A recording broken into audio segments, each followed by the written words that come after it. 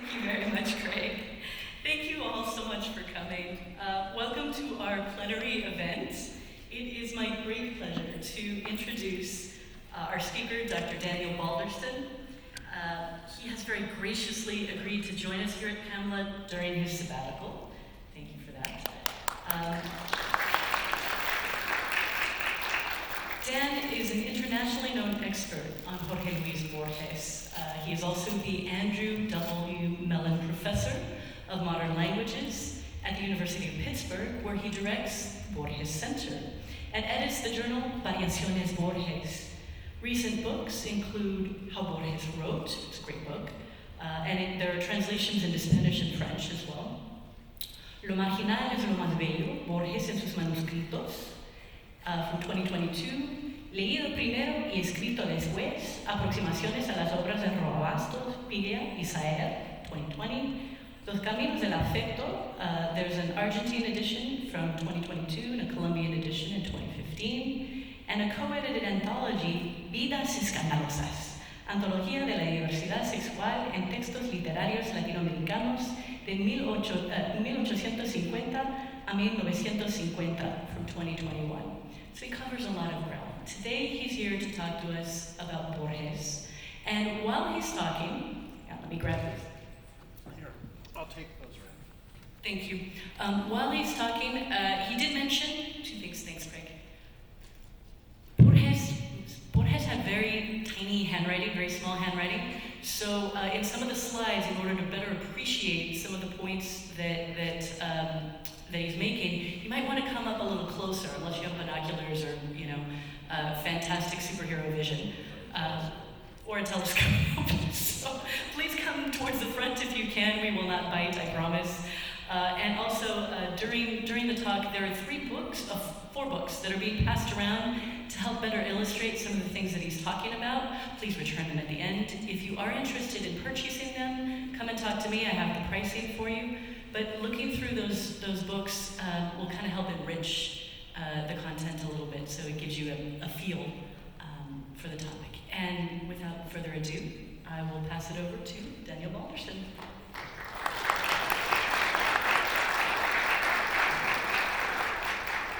Anyway, I'm so grateful for the invitation. I'm a West Coast person, even though my career has had me living elsewhere, and so it's wonderful to be part of this group.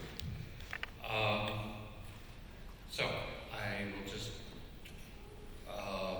read my paper, but I have a lot of slides, so I will perhaps improvise from time to time when I get to a slide, and then at the end, if anybody wants me to go back to something in particular that I glide over, because there's a lot of material, we can go back and look at things in more detail. As Yolanda said, Borges' handwriting is very, very tiny. The graphic designer we're working with, Maria Celeste Martin, has calculated that he has roughly 2.5 times as many characters in a line as most people do. So you will do better if you're closer to the screens. Okay, so the revised title is Borges the Itinerant Lecturer, a talk on Bertrand Russell in 1954. In 1942, Sur, the journal, the most important journal in Spanish at that time, organized a desagravio for Borges after El Jardín de Senderos que se bifurcan, the Garden of Forking Paths, was passed over for the Premio Nacional de Literatura because the stories in it, as the jury said, were not Argentine enough. Borges wrote some remarks in thanks to the people who had organized the desagravio, but he was too shy to read them himself. In 1945, he was invited to give a major talk on Gauchesque poetry in the Aula Magna of the Universidad de Montevideo, now called the Universidad República. He wrote an important essay, later published in Montevideo, but the young critic José Pedro Díaz had to read his talk for him. Witnesses noted that Borges sat on the stage, his lips moving as Diaz read. In 1946, the Sociedad Argentina de Escritores, the SADE, recognized him in a dinner. Once again, he wrote out remarks but was not able to read them. So, 1942, 45, 46, total paralysis, stage fright. Suddenly, 2 years later, in 1949, he gave more than 100 talks. And between 1949 and 1955, when he went blind for the purposes of reading and writing, the tally at the moment is more than 400. We'll talk every 3 days for 6 years. The talks ranged widely over topics from religion, literature, philosophy, and various other things, across different periods and several continents. What happened that suddenly turned Borges from someone with a paralyzing case of stage fright to someone who would become a popular speaker when he still had sight? For some of these talks, we have some information about how many people paid to see him, and in some cases it was 162, and numbers like that. So he was popular as a speaker. While he still had sight, and into the blind seer of thousands of interviews and hundreds of talks after 1955, particularly in the 60s and 70s. Two things seem to have come together by 1948. In that decade, Borges fell in love with the writer Estela Carco, who did not get along with his mother. She thought of herself as a modern woman and told him that she would only consider marrying him after having sexual relations with him. He was apparently terrified and sought the help of a psychiatrist, Dr. Miguel Cohen-Miller, who had treated a close friend and fellow writer. We don't have firm evidence that Borges overcame his sexual problems, but with regard to the other issue that came up in the therapy, the fear of public speaking, there's unequivocal evidence that I've just given you that progress was made. After Borges' death in 1986, Canto published an important memoir of him, Borges a Contraluz, Borges in Silhouette. In 1989, she named Dr. Cohen-Miller, leading another psychiatrist, Dr. Julio Bosco-Voynick, to contact his now quite old colleague, who told him something about the course of the therapy, and Bosco-Voynick wrote about this in two books and several articles. Something that probably wouldn't have happened if Dr. Cohen-Miller had been not quite so old. The other issue was Borges' working life. After his father's death in 1938, he took a modest job as a cataloger in the, this is pulling off for some reason, so I might as well just take it off. As a cataloger in a public library, the Biblioteca Municipal Miguel Canet, in the Almagro neighborhood. You have a picture of it there on the left. A job that he would hold until the rise of Perón in 1946. There's a well-known anecdote that some Peronist intellectual urged the government to promote Borges to a job as an inspector of poultry and rabbits in the municipal market. No evidence, however, has ever come forward to confirm this story, but it is circulated in many forms, including in the graphic novel by Lucas 9, Borges, Inspector de Aves. A more likely explanation is that Sara Ortiz de Basualdo offered Borges the job as editor of the magazine that she just founded, Los Anales de Buenos Aires, a job he held for then about 2 years, till 1948. At that point, there was some sort of parting of the ways, and Borges left the editorship of Los Anales de Buenos Aires. You have one of the covers of it there. A lovely magazine. It's now available digitally on AIRA, the Archivo Histórico de Revistas Argentinas, the project by Silvia Saita.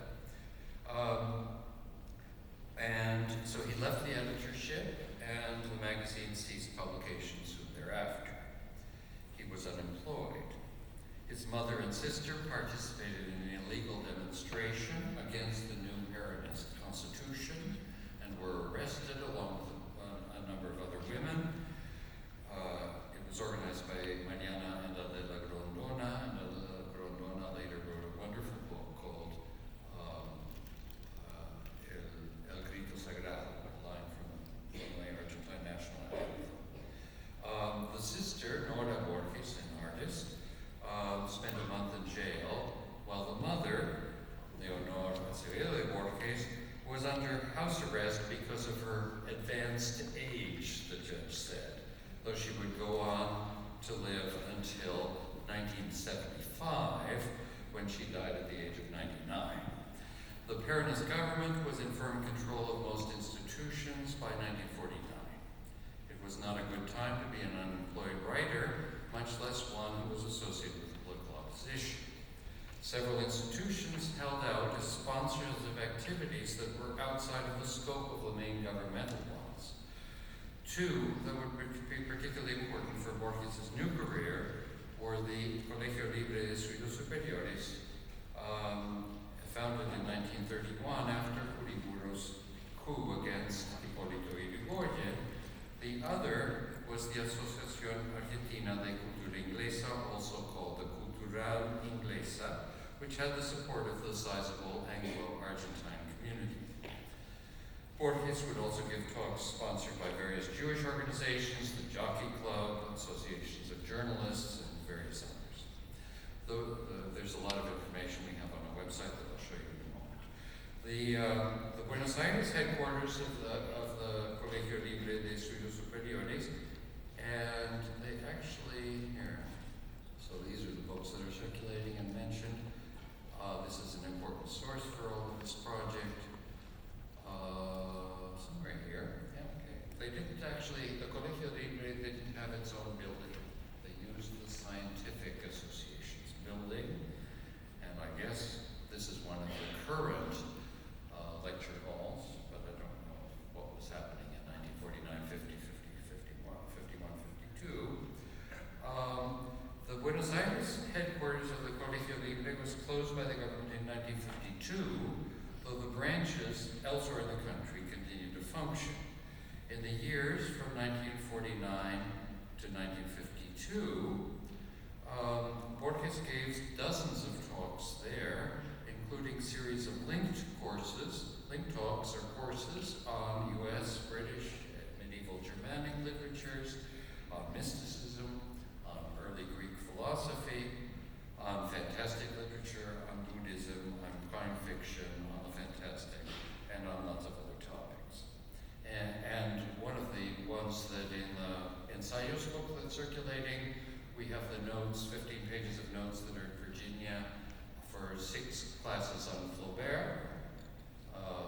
It's almost, by the time we were done transcribing the notes and doing a critical edition of them, it was 85 pages. So some of these the research for these courses was quite substantial. He also gave a number of one-off talks on German literature at the time of Johann Sebastian Bach, part of a series of talks by different people on Bach and his times. And in November 1951, his famous polemical talk on the Argentine writer and tradition, in which he attacked cultural nationalism in all its forms, including its importance in his own early writing of the 1920s. Even before the closing of the Colegio Libre, he had begun traveling widely in Argentina and making frequent trips across the estuary to Montevideo to give talks on the same astonishing variety of topics.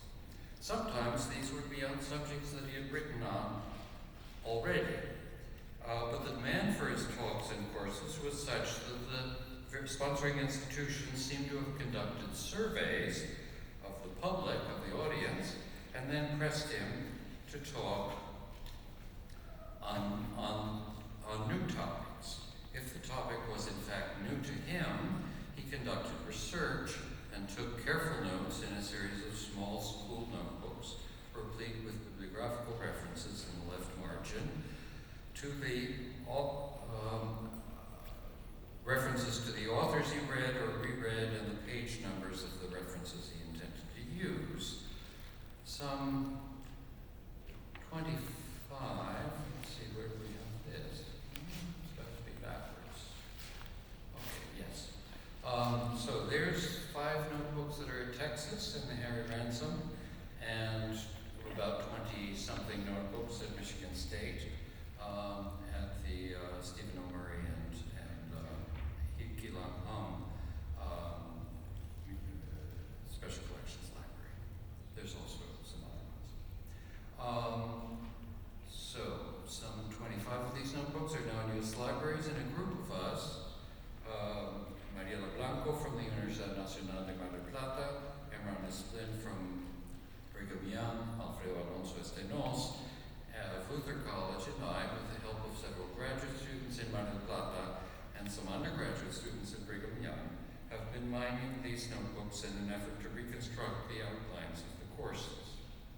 Variaciones Borges, the journal I edited with Alonso Estenos, has published 2 special issues on these notes, 52 on the left there, 2021, and 54, 2022. And Mariela Blanco has edited a book, El Habla de Borges, to be published shortly, sometime in the next few weeks, by Eudeva, the press of the University of Buenos Aires. Blanco Esplin, Alonso Estenos, and I are, nothing like, okay, there's the right slide. I spent a lot of time fussing with my PowerPoint, but I didn't succeed in getting everything in perfect order.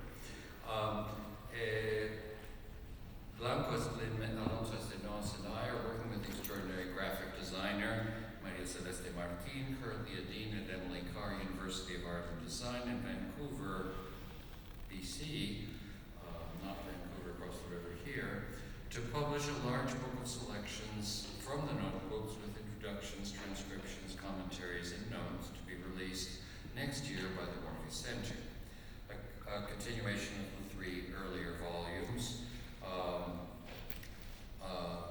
Borges manuscripts with typographical transcriptions and commentaries, Poemas y Prosa Breves from 2018, and Ensayos from 2019, which included the critical edition of the course on Flaubert, and that I did with Marianne Lesio of the Sorbonne Nouvelle, and Cuentos from 2020. In my view, this new material, most of which only became available in 2019 after the death of an important collector of Borges materials, is the most important frontier of Borges studies, allowing us to reconstruct with precision what Borges read, researched, synthesized, and spoke about during the crucial period of the last 6 years of Peronism, of the first Peronist decade, 1945 to 55. My subject today will be on a late talk, so let's go to 54. The one on Bertrand Russell that was given on August 2nd, 1954 at the Cultural Inglesa. It was the 6th of a series of 6 talks on British philosophers, John Scotus Erigena, Francis Bacon, Locke, and Berkeley together, Hume, Francis Bradley, and Russell. We have notes for the talks on John Scotus, Bacon, Hume, and Russell. Those on Locke and Berkeley, who were treated together, and Francis Bradley, have not come to light so far. Although Borges had referred to many of these philosophers in earlier writings, and to Russell in the important 1939 story Terminar, author of Don Quixote, author of Don Quixote, he needed to conduct considerable research before presenting on them. By 1954, however, he had written out the beginning of a talk and made notes for the rest. Once he had written out the beginning of the talk and made notes for the rest of the talk, he felt comfortable improvising, so the notes are often quite spotty toward the end, as can be seen in the notes for the series on Flaubert, and those for the polemical talk on the place of the Argentine writer. This was before the widespread use of tape recording, so the materials we have for reconstructing these talks, besides the notes themselves, are the announcements of them by the sponsoring institutions in their bulletins, press notices before and after the presentations, and, in a very few cases, typescripts drawn from shorthand transcriptions. The Colegio Libre seems to have employed people to take down talks in shorthand. And then, in a few cases now, we have had access to, I think, about 5 typescripts from these shorthand transcriptions. I wrote in issue 54 about the Melville 2 courses, 2 sets of notes in Borges' handwriting, and then a typescript done by somebody who didn't know the slightest thing about Melville, and corrected by a third person who was not Borges. In the case of the talk on Russell, the most important source are so here's the series in yellow, so you can see the Russell ones at the end. This is the same information from 3 different sources. So this is our Excel, so this is the story maps that's on the Borges Center website. This is the information from the Borges Center website. This is the one that's on our Excel of the group project on trying to reconstruct all of this. And this is the one that's on the National Library of Argentina information website. In this case, though, there's no press summary of the talk after it was given and no shorthand or typed transcription. I should note that I do not consider myself an adequate reader of philosophy or philosophical texts, but I've had some help along the way from trusted colleagues, so what follows is probably reasonably accurate.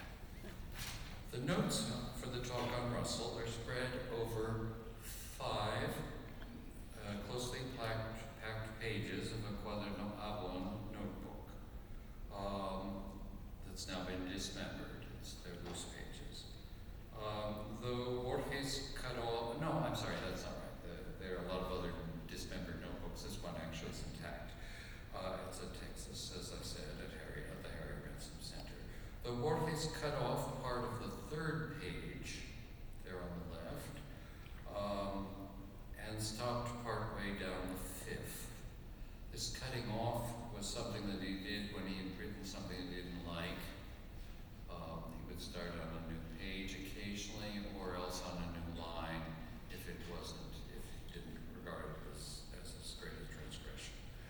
The other striking feature of this sheaf of notes is the sheer quantity and variety of bibliographical references in the left margin. You can see a little bit of that there. I'll be showing you some of this in close-up.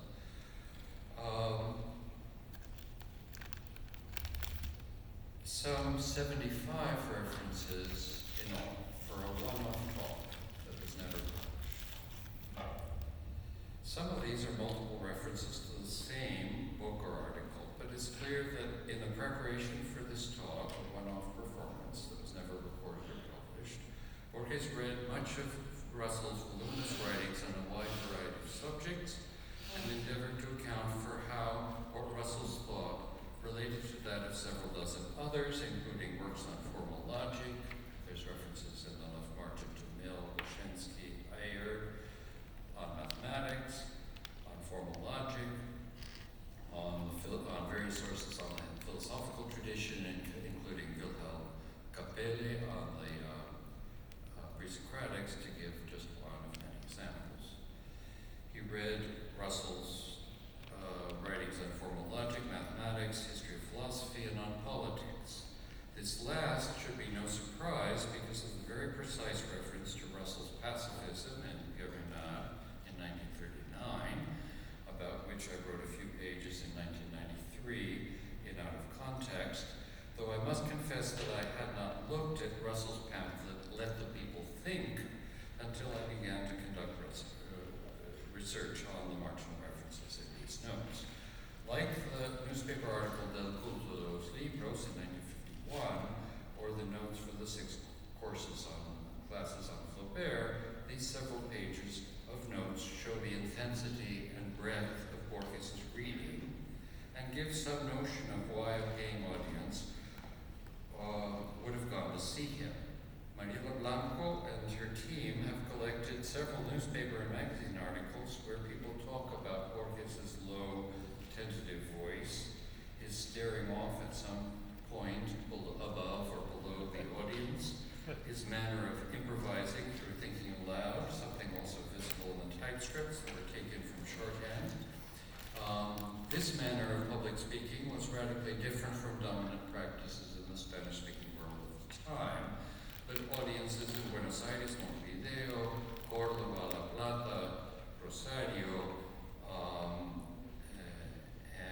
Salta, Jujuy, Santiago del Estero, provincial capitals, and also small towns like Chivilcoy and Gualeguaychú, found him worth listening to, even seductive. Later, in his blindness, Borges would continue to speak in a tentative, diffident way, at the same time commanding authority with precise quotations in a variety of languages, and with brilliant aperçu and syntheses. The notes are clearly the laboratory for this. He had an extraordinary memory. He could reconstruct quotations if he had copied them out. And so if you've ever listened to the Norton lectures at Harvard from 66, 67, when he's quoting all sorts of things in lots of languages, of course he was blind then. So these were things that he had read before.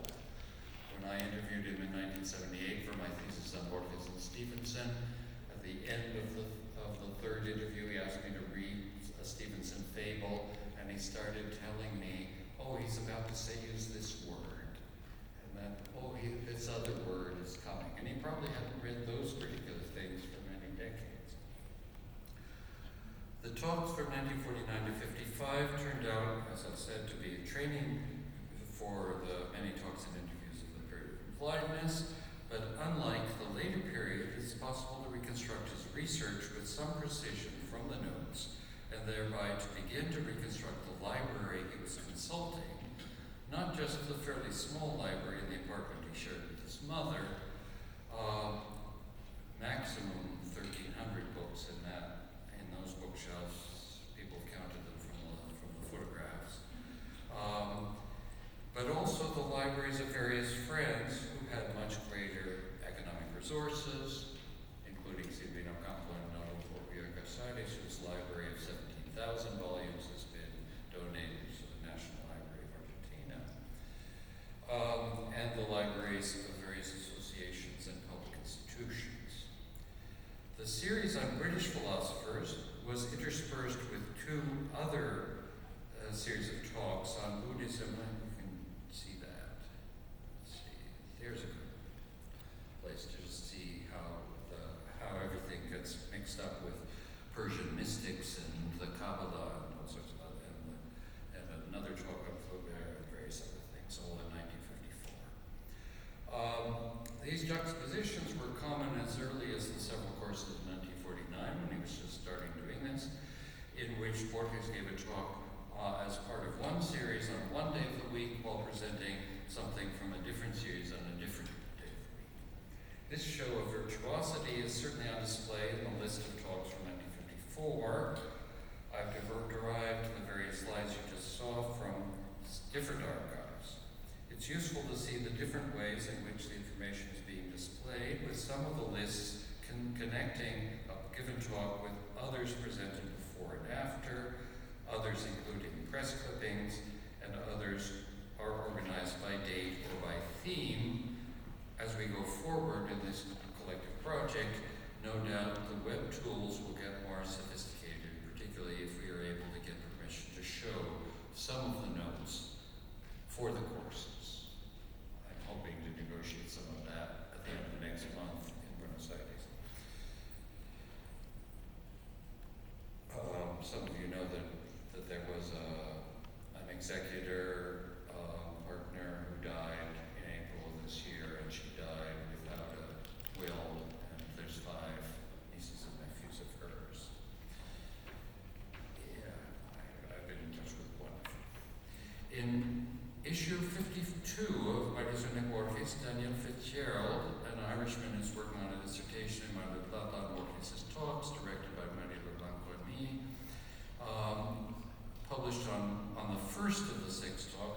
Scotus Origina, and Marina Martin, who did a dissertation years ago at the University of Virginia on Borges and Hume, and has written extensively on that connection, worked on the notes on Hume.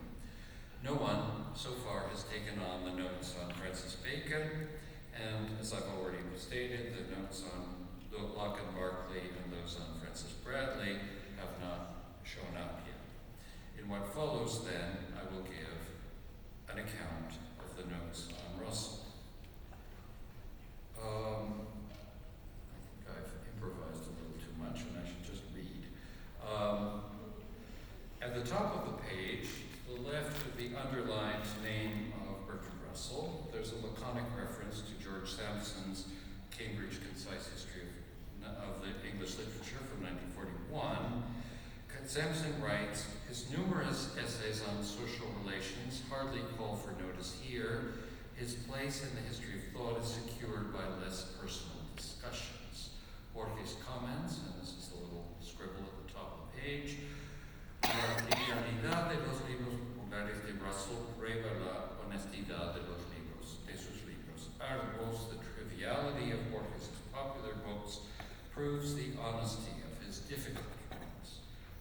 It's not clear where this comment was meant to land and what follows, but it's a good place to start. Borges intends to assess the whole of Russell's work, perhaps without Sampson's dismissal of the more personal. Borges begins the talk with a comparison of Russell with Robert Graves. I encourage people to sit closer to the screen. You can see why. Who may be a great poet, he says, but is one that he doesn't fully understand, though he finds his work admirable. With Russell, the problem he sees is that the philosopher's speculations or inquisitions do not constitute a system. In fact, they do not aspire to a system. Russell, says Borges, says that theories are mere working hypotheses, and that the thinker should instead proceed to study particular problems and to try to approach the truth in a gradual way. Russell, according to Borges, wants philosophy to be ethically neutral and that it not try to flatter our feelings in contrast to, for instance, the philosophy of Miguel de Unamuno or the pragmatists. The bulk of the notes consist of an exposition of Russell's ideas on the economy of logical propositions. There's a lot of mathematics and formal logic in these 5 pages. The reference to, here's a little bit of it. The reference to the principles of mathematics is to Russell's early formulation that all pure mathematics deals exclusively with concepts definable in terms of a very small number of fundamental logical principles. End quote. I didn't mark the beginning. Russell's assertion that logic and mathematics are the same is something that is traced in numerous references here. There's a later reference to the history of Western philosophy, quote, clearly an argument with such a distinguished history is to be treated with respect, whether valid or not. The real question is there anything we can think of which, by the mere fact that we can think of it, is shown to exist outside our thought? Every philosopher would like to say yes, but because a philosopher's job is to find out things about the world by thinking rather than observing, etc. And another reference points to the passage in the Analysis of Mind that is the subject of a footnote in the famous 1940 story, the most important and most difficult of Borges' stories, Claude Orbis Tertius. He refers to the following bit of analysis of mind in these notes. Quoting Russell, the memory of past sensations seems only possible by means of present images. To deal with this problem, we must have a theory of memory. In this way, the whole status of images as copies is bound up with the analysis of memory. Everything constituting a memory belief is happening now, not in that past time in which the belief is said to refer, to which the belief is said to to refer, it is not logically necessary to the existence of a memory belief that the event remembered should have occurred, or even that the past should have existed at all. This is still Russell.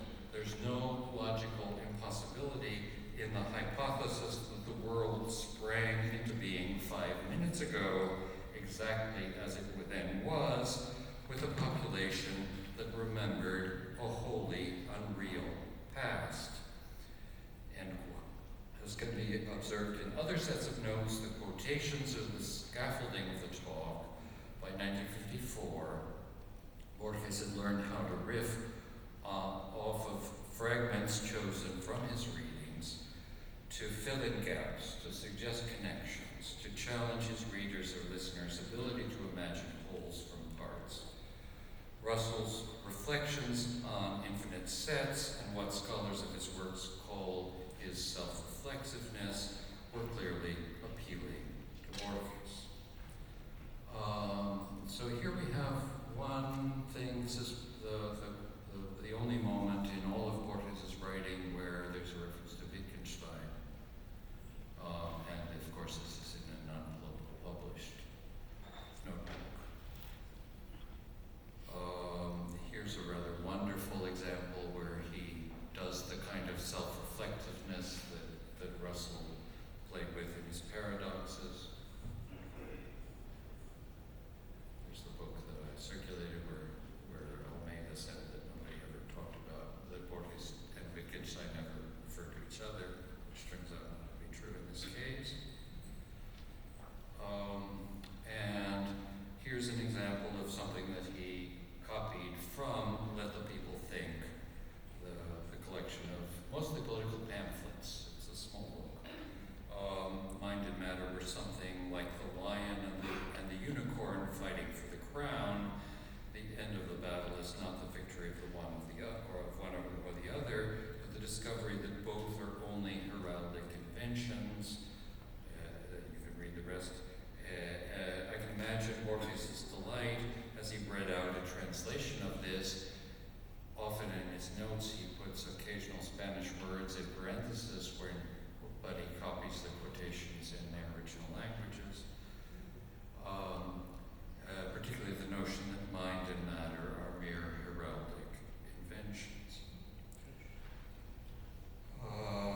Let's see, so I already mentioned that there was the Wittgenstein, and of course, someone gave him a book about Wittgenstein, but it's in the National Library collection, but it was given to him after he went blind, and there's no markings in it, so he presumably didn't read it.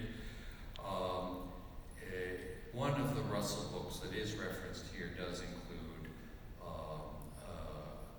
Russell's arguments with Wittgenstein about philosophy of language, so he certainly would have known about that just from Russell, but the quotation,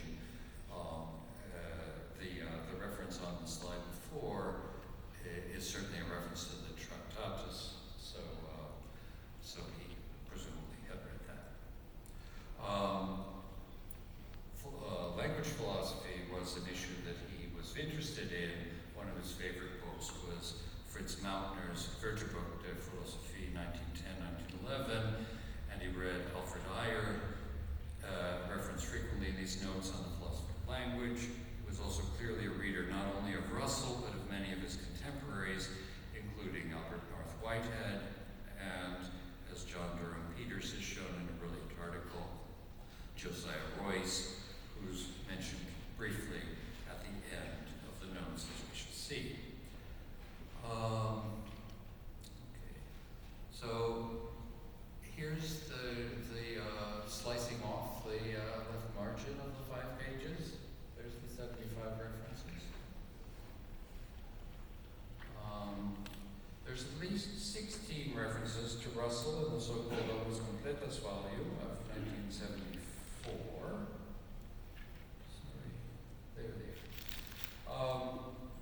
Borges refers frequently to Russell in his philosophical essays, including in those on Zeno, time, perception, and description. There's a brief review of H.G. Wells' book on World Revolution, Guide to a New World, and to Russell's pamphlet, Let the People Think, referenced here, but no doubt the most important references to Russell and Borges' published works are the mentions of Russell's arguments against war in Pierre-Menard, Autor del Quijote, Russell's aligned there with William James and Julien Blondin, in their cases against militarism, and a footnote in Plein Barbarus Tertius, in which Borges suggests that Russell and the analysis of mind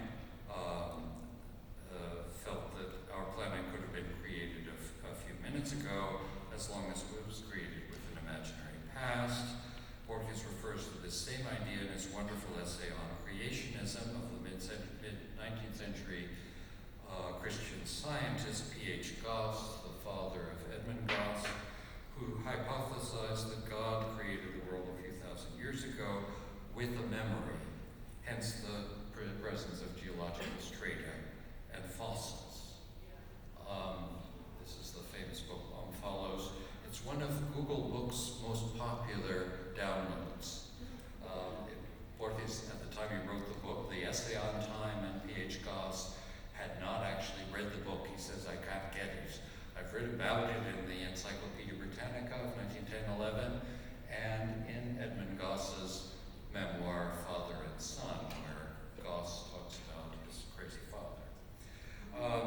In the Clun manuscript, which I studied an article called Como escribía Borges un cuento y un poema, because on the reverse of the Clun, of the first Clun manuscript, is the draft of the poem La Noche Cíclica, the Cyclical Night.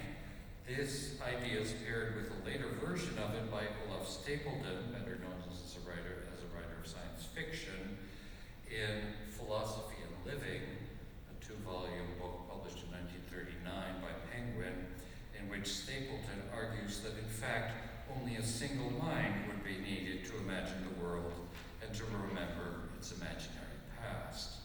Russell then is quite present in Borges' work, but these notes are the only evidence of systematic reading or of an exposition of the course of Russell's thought.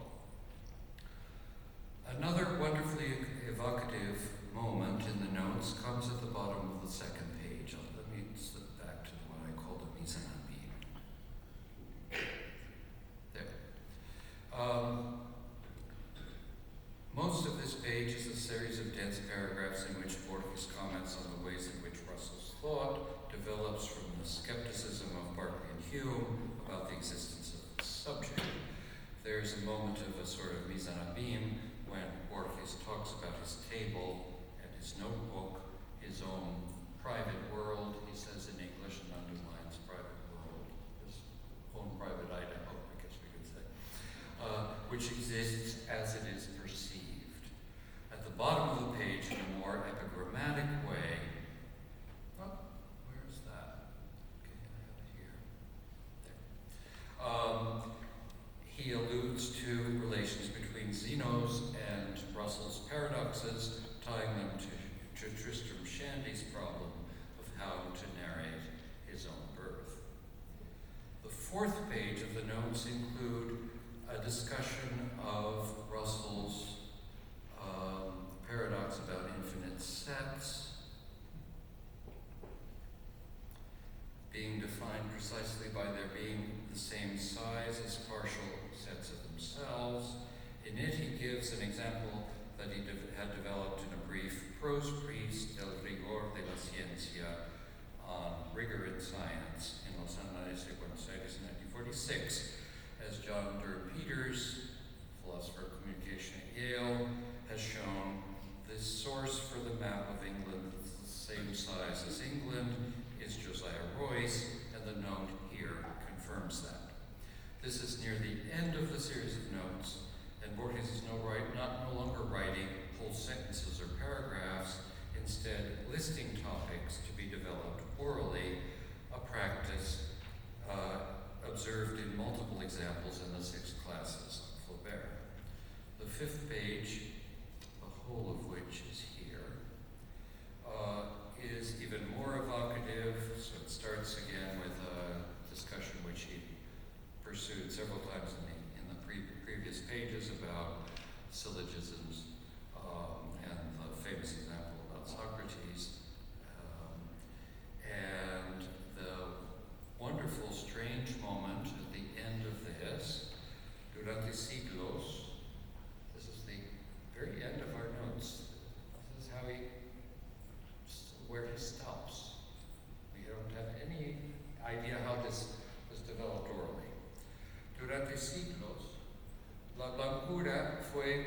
atributo necesario de los cisnes, del cisne.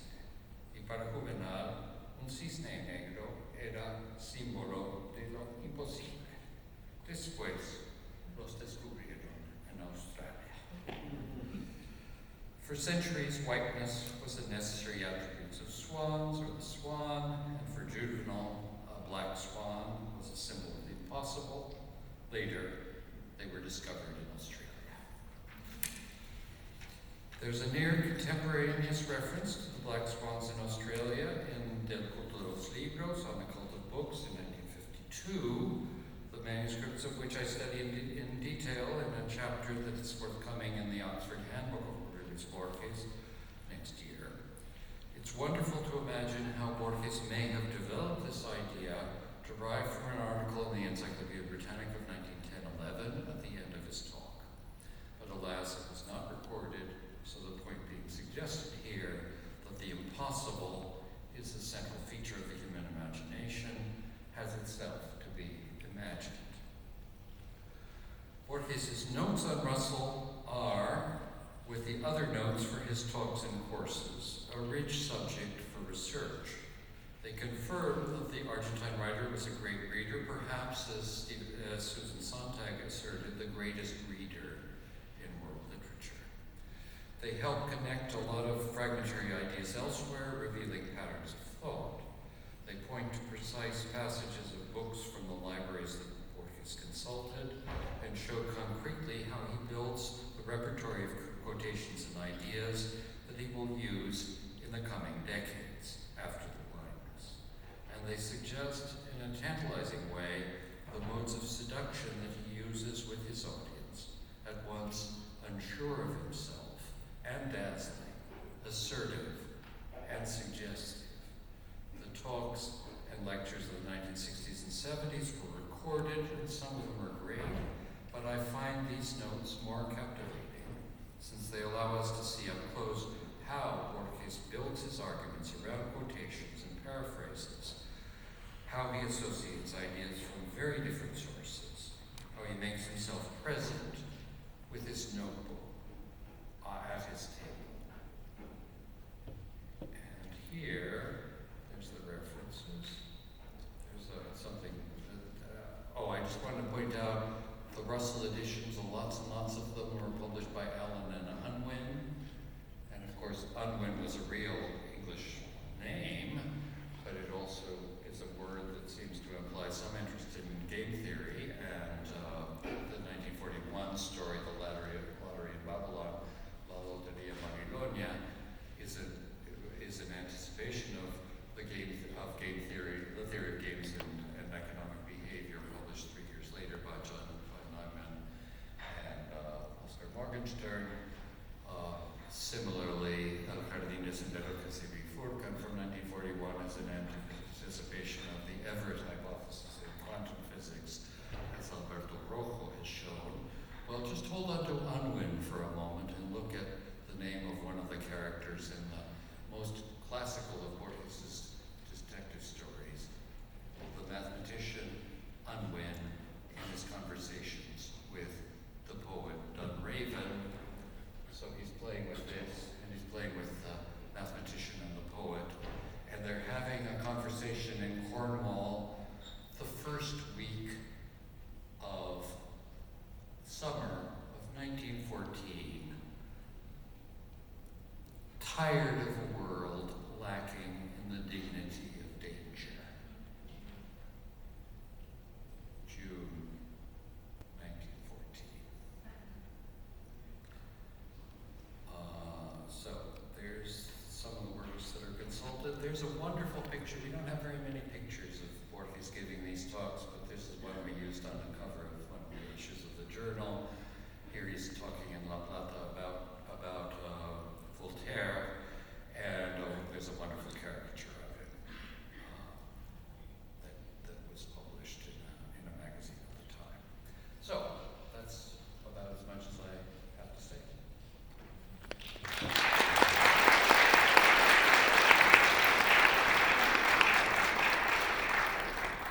Thank you so much, Dan.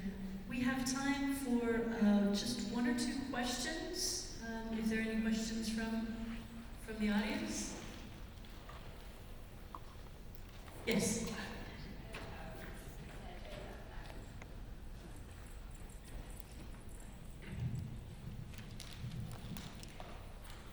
I was curious, I heard at one point, I don't know if it was his poetry in the 20s, but that he had used so many terms. I'm not sure if it was, I'm blanking on what's it called, the Italian slang in Buenos Aires. Oh, infarto? Yes, thank you. That he had used so many terms, I don't know if it was from that or just terms from Argentina, that years later, I don't know if he made a joke about not being able to read them or understand them anymore. But I was wondering if that was actually true. Okay, your source there is an unreliable source. It is the so-called autobiographical notes, later called autobiographical essay that Borges dictated to an idiot who I've had the misfortune to meet on a number of occasions, Norman Thomas Di Giovanni. He was the worst of the translators of Borges, and he was an ignorant man and an anti-intellectual man. So not the sort of translator that Borges should have had in the 1969, 70, 71. Borges got rather tired of him and threw him out of his house a bit later because he realized that he was doing all the work of the translator himself. And then essentially Di Giovanni was just writing down because he never learned Spanish very well. So the source there is very unreliable. The idea, though, that there was a big swerve in Borges' writing but around 1930, around the time of the military coup, where he had been a passionate supporter of a populist leader, Hipólito Yrigoyen, who was overthrown in a military coup in 1930. His writing does change after that. And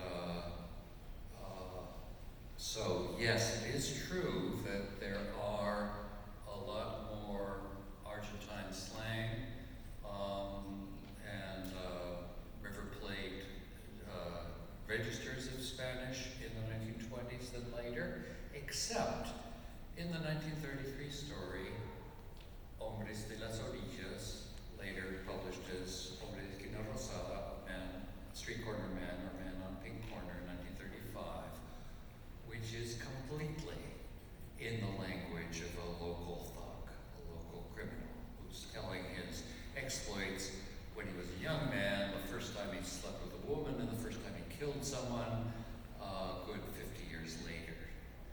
Borges says in his lectures on the tango that were published fairly recently that he was trying to capture the voice of someone that he knew as a very old man, Nicolas Paredes, who had just died in the late 20s. And so he writes a story in the voice of the compadrito and using all of the dialectal variations of that register in 33 and then revises it in 35. But that's really the only example of that kind of writing with a more informal Spanish in his post-1930 writing. However, he was tremendously interested in popular culture. I've been talking about some bookish stuff, but he wrote essays about those inscriptions that people, bus drivers and truck drivers, sometimes put on the back bumper or on the front of their vehicle. He wrote lots and lots of things about popular music and games and so on. So he was someone who was intensely interested in a wide variety of literary genres, including very obscene popular poetry. We know this from the Bioy Diary because he would come back from some of these trips where he's giving lectures, and he'd recite very happily to Bioy what he had just heard in Tucumán or in Santiago del Estero or wherever.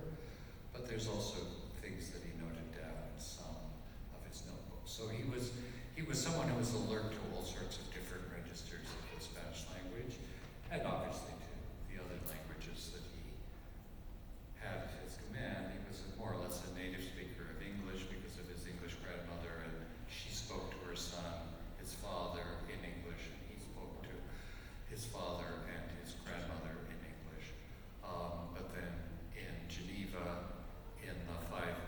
years that he studied at the Collège Calvin. The instruction was in French and obligatory studies of Latin and German, and then, along the course of the rest of his long life, he certainly read lots and lots in Italian and some in Portuguese, and had a good command of Anglo-Saxon, of Old English, and eventually a slight command of Old Norse, and some dabbling in Japanese and Arabic at the very end of his life. That's sort of answering the question that someone asked Yolanda yesterday, actually, about how many languages Borges wrote. I would say he knew 5 or 6 pretty well. One of the many reasons why I love Borges. We have time for one more quick question.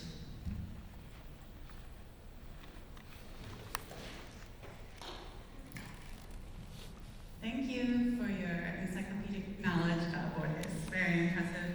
I had a question about if this study of the conferences has in any way, definitely I can see that's deepened your knowledge of, or your interpretation of his work, but I wondered if you ever had from this experience any changes in the way you interpret his stories. Well, one thing that, so how Borges wrote, and Lo Marginales, Lo Más Bello, the 2 books I have on the manuscripts of the published work.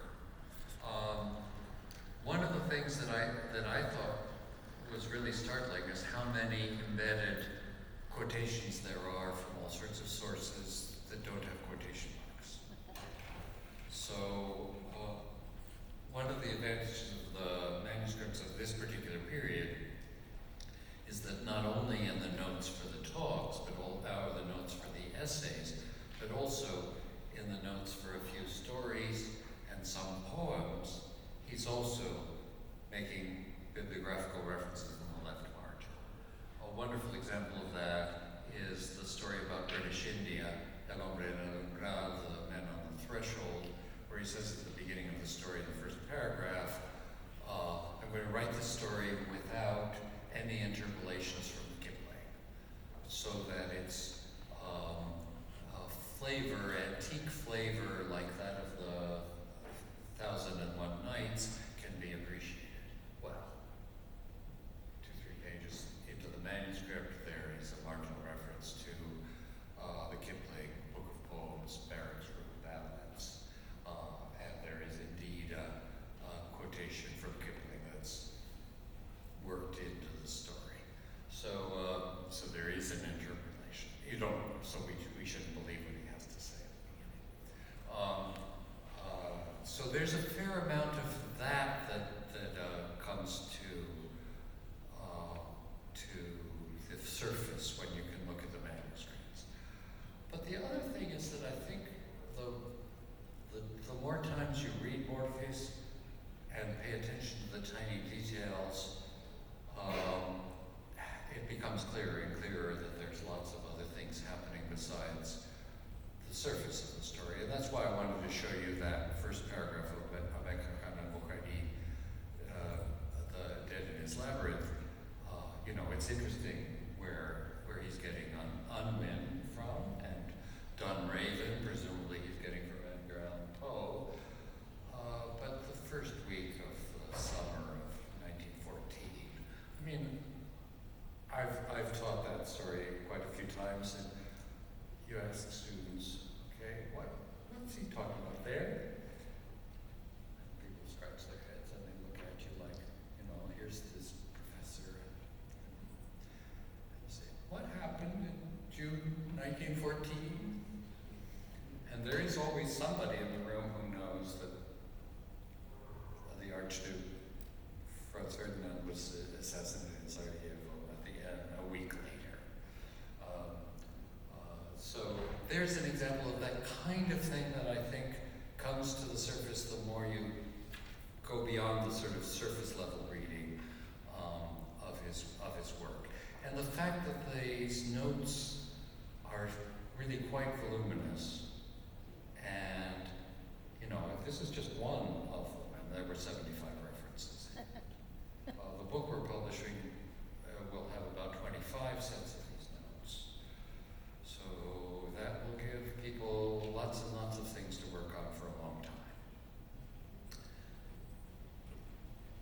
so much. Thank you all for being here. Thank you for this wonderful talk. Okay, we've got quite a few more sessions. There's time for lunch. I believe there's some more sessions starting in 15 minutes at 1. Right to the next session, 1 p.m., lunch on the fly.